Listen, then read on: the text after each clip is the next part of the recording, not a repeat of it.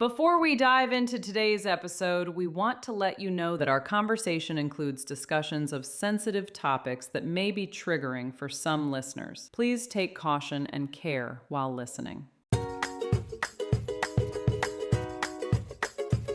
Hello, hello, Heal Squad. We are back with part 2 of my conversation with Dr. Nadine Macaluso. If you missed part 1, please go check it out. It was incredible. She revealed what life was really like behind closed doors with the real Wolf of Wall Street. We talked trauma bonds. Again, I want to stress, if you are someone who is in an abusive relationship, help is available. You can call the National Domestic Violence Hotline, and we've included that info in the show notes. But today we are unpacking even more about trauma bonds, like the cognitive dissonance you feel in relationships, which is that confusion, the red flags we often miss when we date, and the signs to spot a pathological lover, and so much more. Plus, Dr. Nay's even telling us the boundaries we should set when we date in a special bonus episode. So let's welcome back Dr. Nay.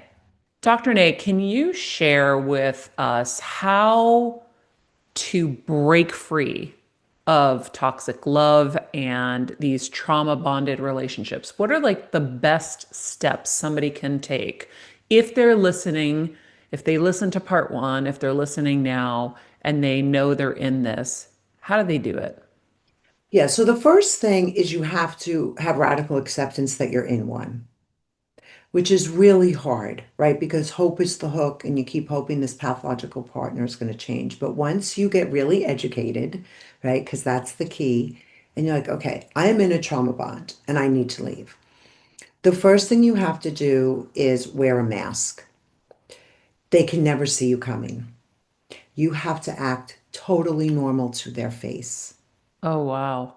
Before we get there, can you explain? I don't think we got into what a trauma bond Sure. really Let's is. let's And do. then let's go into the Yeah. mask after. I Yeah, love yeah. So a trauma bond is a toxic dysfunctional relationship between two emotionally attached people, and it what makes it toxic is one of the partners, the pathological one, wants power and control over you. It has to have two things: a power imbalance, meaning one person has the power and abuses that power. And you can start out as equals in the relationship, but over time, the pathological partner gets power by being dominating, threatening, just the fact you love them, also financial resources, right, that you depend on can make them more powerful. The second thing, as we mentioned a little bit, intermittent reinforcement, which is the behavioral pattern of 70% of the time the partner is cruel, mean, cheating, controlling.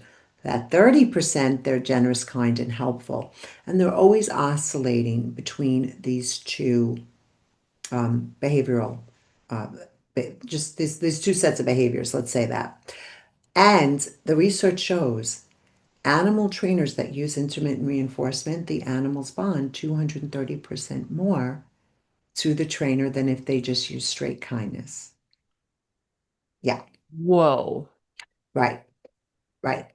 So it's like gambling. That's why gambling's so addictive, right? You're always waiting for the win. You're always hoping they're going to be nice. Yeah. Okay. Well, I'm glad you explained it because I'll tell you the one of the things that I find so annoying, and I fell into the trap myself, and I do all the time too, is the social explanation of something is so much different than the actual, like, so my husband and I, we always say we were trauma bonded because we both went through similar traumas at the same time. That's Right. not Yeah. the definition of the trauma No, bond.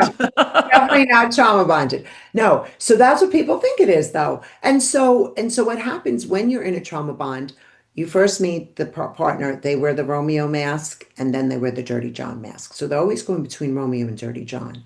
So when you're going to leave, now you have to wear the mask. Mm. You can't say to a controlling person, "Hey, I'm bouncing. See you later." They're going to go crazy. And actually, we know that the most dangerous time for a woman is when they attempt to leave. So now you have to wear the mask and act totally normal. Behind the scenes, get a trauma-informed therapist. If you're married, get an attorney. Get really educated. Organize all your documents. Get your own bank account. Get your own credit cards. You have to set up your life for the exit. But while you're doing it, in fact, I just helped a woman do it Yesterday, she left after 35 years of marriage. Wow. And she did exactly what we're talking about. She acted normal to his face for 6 months, behind the scenes, making copies, doing everything. And then she made her escape on Tuesday. But she had everything in place. Wow. So you're doing all of that so that you can have a safe landing somewhere. You have Yes. your own stuff. You're not now beholden to them to how, okay, in that scenario, for example, 35 years. Yeah. This person obviously knew this wasn't good for a long time. Mm-hmm. What was the hardest thing for her to get past, to be able to leave him? I think what happened is she has 4 children and she has some grandchildren, and she was afraid she would lose them. But I think over time, when she talked to them, they said to her, no, we understand he's very pathological. It's okay. So it was fear, but also losing that family unit, Yeah, that you makes a know? lot of sense. Yeah, I mean, she Is worked, that something you see a lot? oh, a lot. Yeah, because nobody goes into these relationships, hoping that this is going to happen. You create a life with somebody, you have a family with somebody, that whole thing breaks up. And then afterwards, these pathological people also are do post-separation abuse. It doesn't always just leave, the abuse doesn't leave when you leave. So Yeah, yeah, they control you through the kids. they weaponize the children. They turn the children against you. It's really challenging. That was not my story because I was lucky my ex got arrested. So it was clear he was bad and I wasn't. And Yeah. I was able to leave with my kids intact and he couldn't come after me, but not everybody has that luck. And so that's why the education piece is so important and having a real wraparound team of resources for you. Yeah. So, okay, so you have to wear a mask. You have to set up your escape, your bank accounts, all of that. What else? Like, I imagine you probably have to kind of work alone in a sense. I mean, with a therapist, like you said, a trauma specialist, but the more people you tell, the more, right? Yeah, no, you can't really tell a lot of people. You can't tell them what you're doing because also people have their own opinions. Don't leave, it's not that bad. They don't know what it's like unless they've been in one of these things. Hmm. And so really like don't get advice from Aunt Alice and your grandmother and you know, get it from people like me that really understand the severity of this experience. And then once you get out, that's when the healing really starts. And what I say to women is, you've been so obsessively focused on this other person. Now's the work. Turn the mirror back on you. Who are you? What do you need? What are your attachment patterns? How did your developmental trauma affect you? What are your personality traits? And I work with them to become a real expert on themselves because after this relational trauma, you also have CPTSD symptoms. What's that? So that's complex post-traumatic stress disorder. So we know post-traumatic stress disorder is from Hmm. shock trauma, a car accident, a tsunami, witnessing a violent incident. But complex PTSD is from chronic relational trauma. So you have symptoms of depression, hypervigilance, anxiety, physical symptoms that we just spoke about. Um, Cognitive dissonance is another symptom you have because you're confused by the two masks. Is he good? Is he bad? Am I Oh crazy? my gosh. Right? Wow. Right? You're confused. Yeah. So you have loss of self, cognitive dissonance, and CPTSD symptoms. So you have to go for help. Here's a crazy thing, Dr. Nay, this applies to every kind of relationship. Like I Yes, was in cognitive yes, dissonance yesterday over a work yes, relationship. yes, I yes. want to believe the good. And part of it, and I'm sure you deal with this a lot, part of it is we don't want to feel the pain of the truth, which is Exactly. they don't have your best interest at heart, or it is bad relationship, or whatever it is. You don't want to feel that pain, so you keep trying to find the good, Exactly. holding Exactly. on to that hope, like you said. But exactly, and I'm so glad you brought that up because the cognitive dissonance is the mental confusion we feel from trying to be like, are they good or are they bad? Am I crazy or is he crazy? Is a relationship toxic or healthy? And it does stop you from seeing the reality. Yeah, but also I think one of the things, and you are the expert, I'm not, but one of the things that I've been trying to like figure out in my own head is when you are confused, perhaps the best thing to do is not make a move yet. Yeah. Because it is, you have to move forward with like complete assurance you're making the right decision. Yes. And so there's a patience I think that has to happen. I mean, listen, I hate exiting all kinds of relationships. I waited till my assistant would quit. I begged them to quit. I never wanted to be the one because I don't like that pain of feeling their feeling rejection or whatever it is. I just don't want any of it. Yeah. Yeah. But I think a lot of people are like that, but that confusion is so real because I don't think everything's black and white. I don't think everyone is evil or good. They're That's right. gray. So even like some of the people I'm thinking of in my head, there have been great moments, there have been great qualities, there have been great experiences, but at some point maybe it's not there anymore. Like now we're really coming to a place where it's not going to work at this stage in life. Maybe at that stage it was fine, that was a fun friend, used to hang out, have a great time. You're a different person now, and if they're treating you the same way when you were 20 and now you're a successful 40 something year old, it doesn't work. It doesn't work. Yeah, and listen, as you say, none of us are perfect, right? And it's good not to think in black and white. It's good to be able to hold the gray. But what happens if you see a pattern of behavior that's very consistent, where you don't feel like you're in that person's heart and mind, you don't feel like they have your best interests at heart, then you have to choose yourself. And that's okay. And it is hard to do that. And as we get older, and especially for women, it's really hard because we've been trained to be relational. And we have to be relational. We give birth, Explain relational. meaning that we're all social beings and we're built for connection. But when you think about what I've noticed personally is when I was younger and had a lot more estrogen and was capable of giving birth, I was very relational, very focused on my relationships, very focused on pleasing, very focused on staying in connection with others.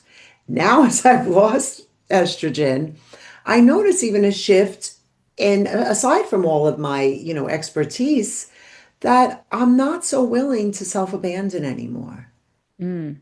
I'm not going to sacrifice myself to keep connection anymore. And so that's a bit of my education, but I do think it hormonally we change. I mean, I watched my daughter, she gave birth 2 weeks ago, and watching her breastfeed every 3 hours, she has to be so relational and focused on that baby. There is no way around it. Wow. So, how do you help clients kind of reframe the shame, the self-blame, that comes after you do leave these relationships? That's such a good question because shame is crippling. I mean, you feel like you're broken, you're never going to find love again, you're unfixable. And so, what I do is I first say to them, the shame is the abuse of shame to carry. You are never responsible for someone's abuse or addiction or betrayal. We can't control them. You're not responsible for it. And then what I do with them, and I did this in a lesson yesterday, is I teach them about their own shame. What what shame statements do you make? Mine was I have to please people or I won't be loved, or I have to achieve, or I won't, I'm not worthy, right? And then what I do, some people is I'll never find love again. I'm not worthy of love. So once we get what their shame statement is, because everybody has one or two flavors of shame, then we come up with affirmations, or the opposite. And you can say them to yourself in the mirror. You can write them down in the morning, in the evening, or when you catch yourself shaming yourself because we do it to ourselves. We think it's coming from outside, but we're actually doing it. So that's the good part. We can stop it. You catch yourself and you're like, oh, I'm shaming myself. I don't need to do that. And then you say the opposite. I am worthy of love, whether I achieve anything or not. And so this is how you really get to know yourself and personalize your own healing blueprints. Because, you know, what my shame statement is not the shame statement that the 30 women that were in my class that had yesterday. Yeah. Some of them it was the same. So, but I really work with shame a lot because to me, Maria, even before I was obsessed with trauma bonds, shame is at the root of so many mental health challenges. Yeah. Do you look back and have any kind of empathy for Jordan? I'm curious. You know, when I was in the relationship, I did a lot. I really did a lot because that's just who I am. And I felt bad for him because of his childhood or whatever reasons that I felt bad for him. Today, I don't. Explain what the change is because I feel like the more I learn about people, the more I'm understanding. I'm like, well, they're like this because of this, this, and this. Yeah, It's not me, it's that. correct. And so it helps me to have less anger, I think. Yeah, yeah, But yeah, yeah. I don't know. No, well, I think that's a great skill, right? That you're understanding and you're able to not personalize things, which is huge because I'm everybody, trying.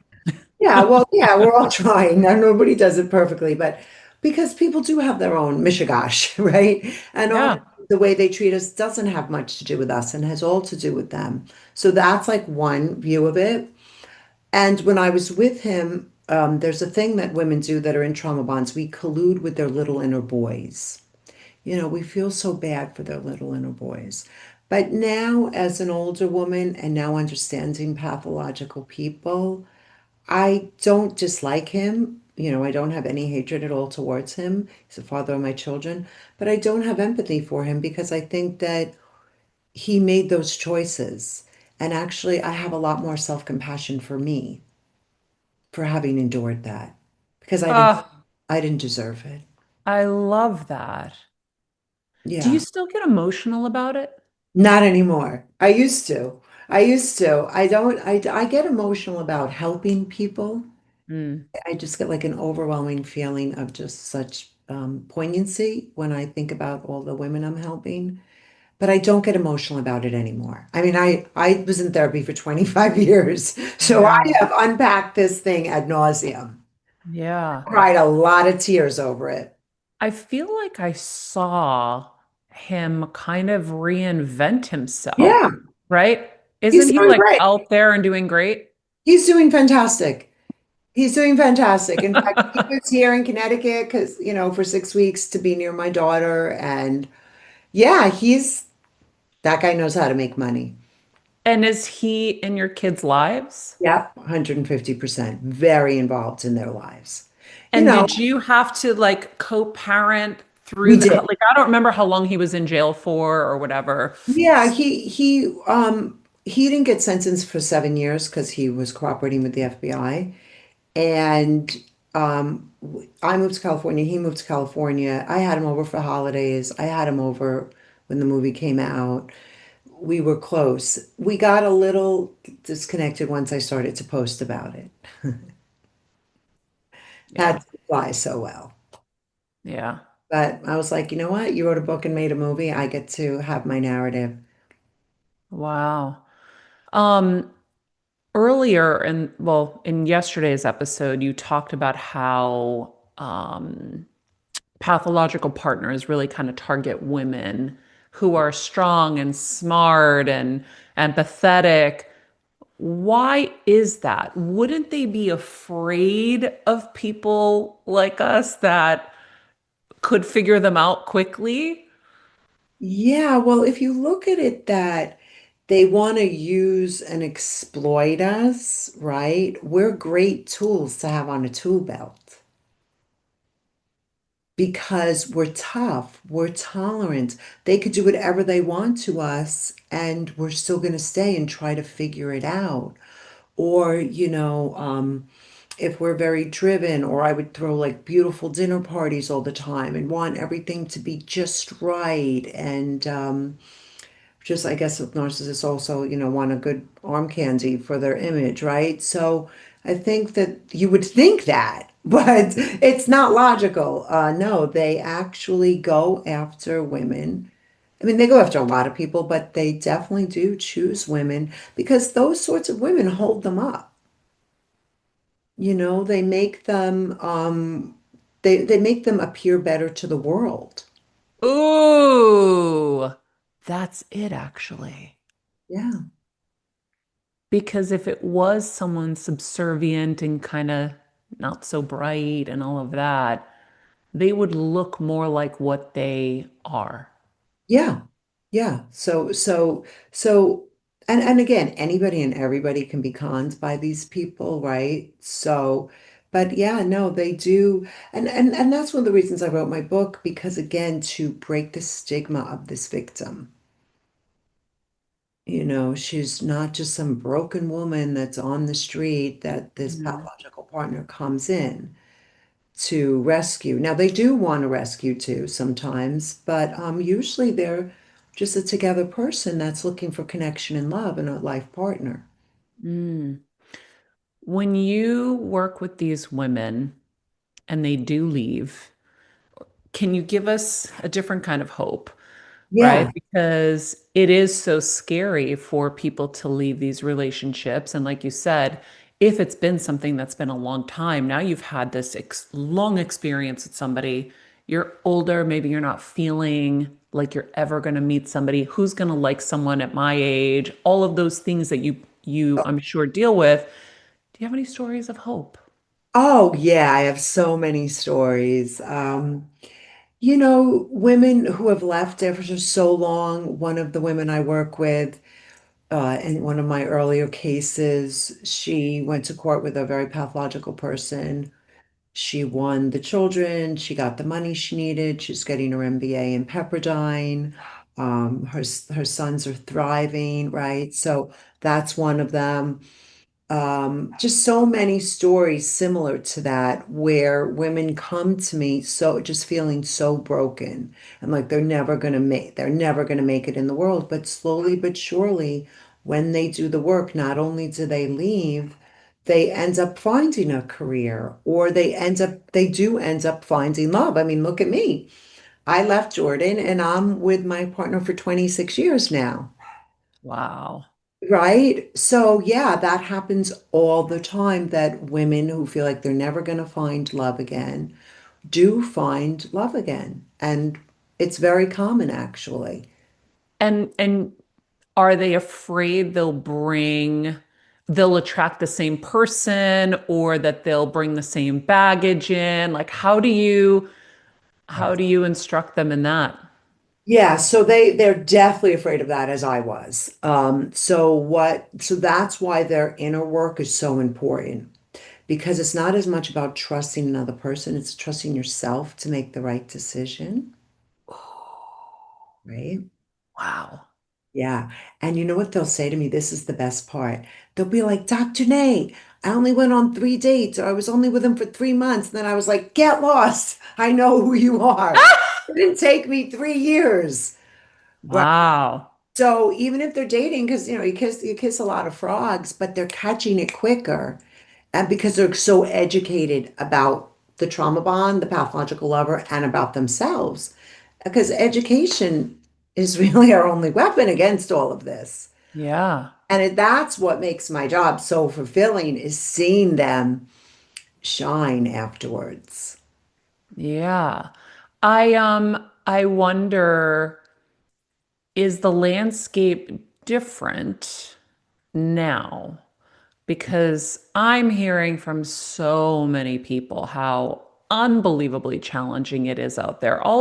One of my friends was telling me that all of her friends are divorcing, all the husbands are cheating, they're all on these, escort sites and this and that, and that's like commonplace now. And my jaw was on the floor And it's so scary to think that that's, I mean, obviously you can't paint everyone with the same brush, but and Yeah. I've heard different experts talk about how challenging monogamy is in these days. Yes. Well, I mean, listen, we used to die at 35, right? Now the average woman lives till 85. Mhm. So, I mean, marriage was always an experiment. Marriage built on love we're still in the experiment, right? Let's just say that. And I think that, the internet and all of these sites has put sex in your hand, right? And if you're a pathological person, if you have a sex addiction, if you're highly impulsive, it can be very risky. But again, I watch my three daughters and they are all found great men Wow.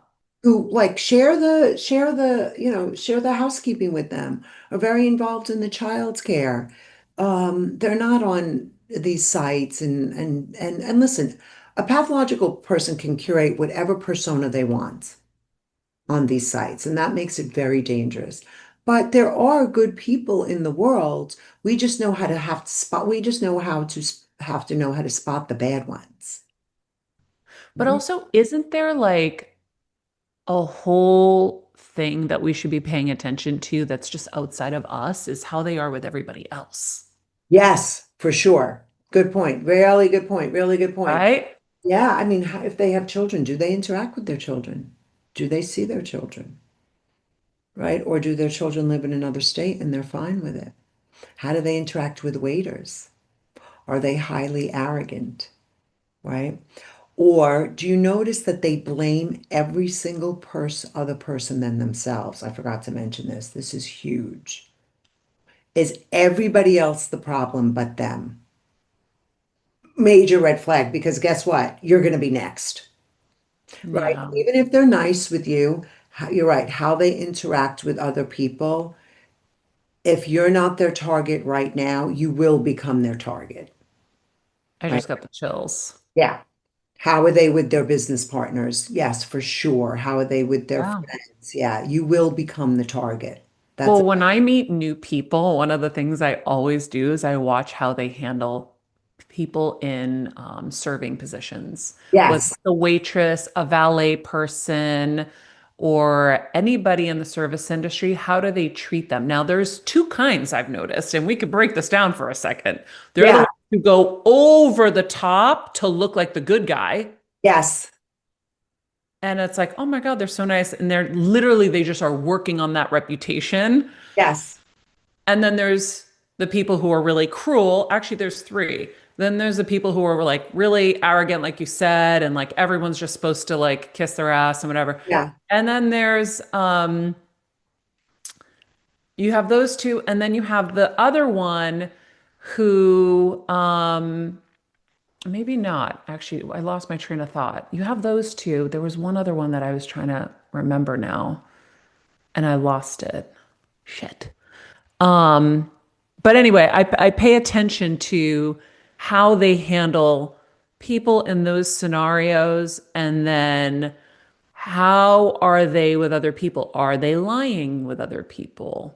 Mhm. Like, are they fibbing? Are they, how are they in relation to other people? Because that's just their MO, period. They're going to lie with you. Do they cheat on things? Like, do they cheat on a test? Do they cheat on returning something? Use the product, return it. Like, what are their like Yeah, habits? yeah, yeah. Yeah. Do they omit the truth, right? Because that's another way to lie is to omit the truth.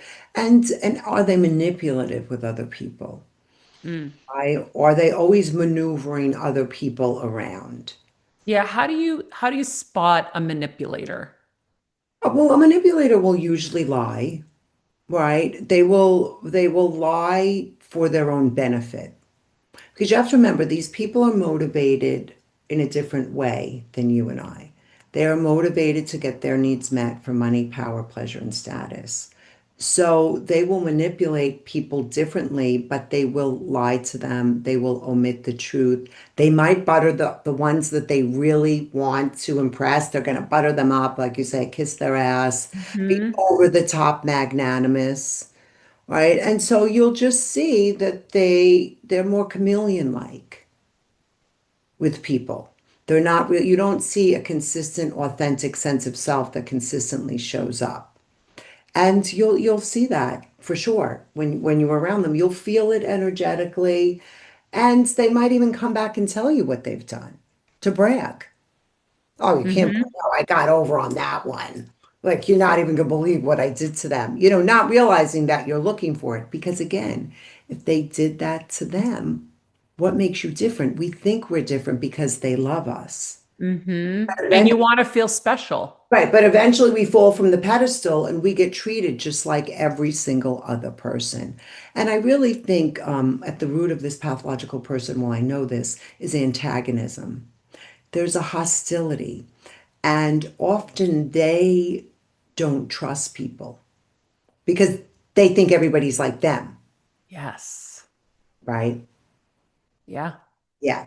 So they blame everybody and they don't trust people.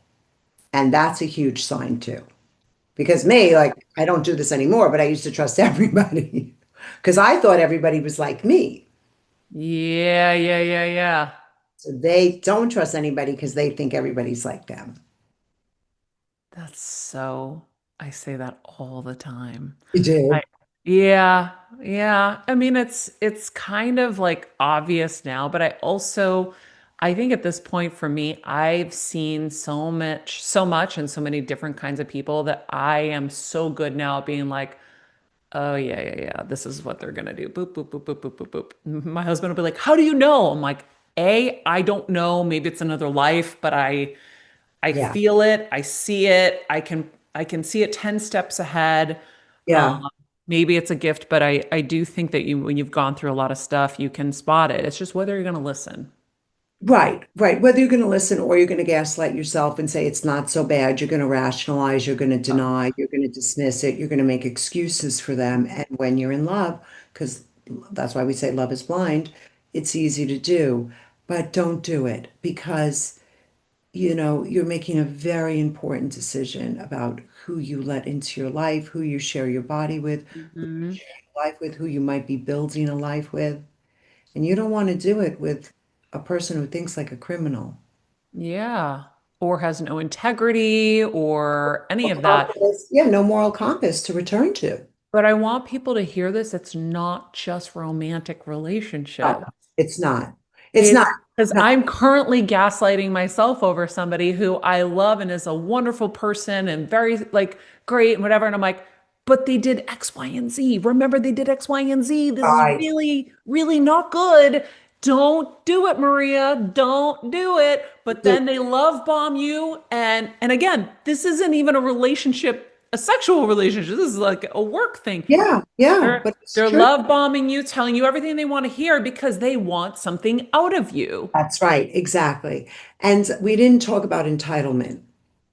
And we can't forget entitlement because when you see somebody acting entitled and lacking humility, that's a huge sign too. Mm, Because this pathological person has entitled, doesn't have a moral compass, and often acts superior. And yeah. so, they feel entitled to do whatever they want, to get whatever they want, to use us to get whatever they want. Yeah, absolutely. And they'll do it at whatever cost. Right. That's right. That's right. And then if you're a good person like you are, you struggle with the cognitive dissonance. Hmm. So much cognitive dissonance. It's so hard. Cognitive dissonance is a huge symptom. I mean, it's so what I do to dissolve cognitive dissonance, let me tell you the little trick to do. Yes, please. So what I tell my women, as I always say to them, I'm going to tell you something really hard, and I want you to brace for it. They're always like, oh God, what is this? I said, the love bomber, the Romeo, was all a manipulation. So you're not dealing with Romeo and Dirty John. You're just dealing with Dirty John, a Oh, pathological person. so now there's no cognitive dissonance. Right. because they're not like, oh my God. But I say the love bombing, the soulmate stuff, it was a manipulation. I know, and I say that with so much empathy, but I mean, you don't even know how many times I'd say that a day. Yeah. Yeah. Wow. Exercises for them and worksheets and yeah, to work it through. Yeah, no, I know, because you have to like sit down sometimes with yourself and write a checklist. I've Yeah, written so yeah, many checklists over the years. right. And it works. And then slowly but surely it sinks in with them. Um, Yeah, And yeah, I do this because I have a community online where I democratize what I do because not everybody could come to therapy. So for $30 a month, I run support groups, I teach my book as an online course, and I invite speakers. So I'm really educating them. that's incredible. I Yeah. love that. I want to put a link to that in the description of this episode. And of course, guys, we're going to put a link to her incredible book, Run Like Hell. Um, and Nadine, I am just obsessed. This was my favorite conversation in a long time. And hopefully we'll be able to do more with you. But thank you for sharing your time and your story and your knowledge. And I think it's incredibly helpful. Another special thanks to Dr. Nay for joining the Heal Squad today. Friends, if you love these episodes, please share them with a friend who might need them. You can also find out more about Dr. Nay and her book, Run Like Hell, including a free first chapter in the show notes below, along with resources that can help you or someone you love that is in an abusive relationship. Also, Patreon members, don't miss our bonus episode where Dr. Nay shares how to re-enter the dating world in the healthiest of ways. If you haven't become a Patreon member, maybe this is the time. We have links below to help you get in on that. And friends, until next time, be nice people, make good choices, and be present. Hey, Heal Squad. We have been on quite the journey together, and we're hearing from so many of you just how much this show is helping you heal and get better, and it makes us feel so good. We love, love, love it, and we just ask that you don't keep it to yourself. Spread the message and share the show or your favorite episode with your friends. And if you want to help us even more, you can leave us a 5-star rating and a comment on Apple Podcasts or Spotify, and follow us on Instagram at Heal Squad. You can also DM us anytime because we love connecting with you. And finally, you can also join us on Patreon for our monthly live heal events with world-class healers and ad-free episodes exclusive only to Patreon and our Super Heal Squad for as little as $10 a month. So go to patreon.com/Heal Squad to join. Getting better isn't easy, friends, but as I say all the time, it's a whole lot easier if we can do it together. We love you all so much, and we love doing this thing called life with you. This podcast and all related content published or distributed by or on behalf of Maria Menounos or MariaMenounos.com is for informational purposes only and may include information that is general in nature and that is not specific to you. Any information or opinions expressed or contained herein are not intended to serve as or replace medical advice, nor to diagnose, prescribe, or treat any disease, condition, illness, or injury, and you should consult the healthcare professional of your choice regarding all matters concerning your health, including before beginning any exercise, weight loss, or healthcare program. If you have or suspect you may have a healthcare emergency, please contact a qualified healthcare professional for treatment. Any information or opinions provided by a guest expert or host featured within website or on company's podcast are their own, not those of Maria Menounos or the company. Accordingly, Maria Menounos and the company cannot be responsible for any results or consequences or actions you may take based on information or opinions.